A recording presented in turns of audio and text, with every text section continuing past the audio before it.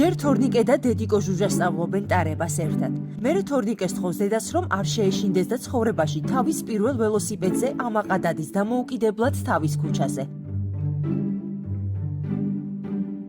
როგორი ამაღელვებელი დღე აქვთ დედა ჟუჟას და მამა გურამს. სამი ვაჟი ერთდროულად ითხოვს ველოსიპედის ტარების სწავლებას, რომლებიც ფონდის მეგობრებმა აჩუქეს.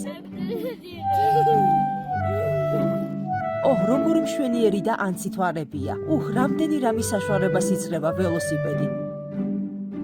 პატარა ავარია მოხდა. ეს სათამაშო მშენებლობის ქვებია.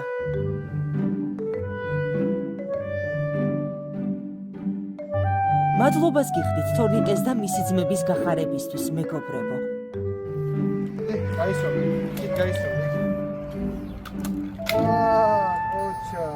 გადარიცხეთ ნებისმიერი თანხა ჩერნოვეცკის ფონდის ოფიციალური საიტის მეშვეობით.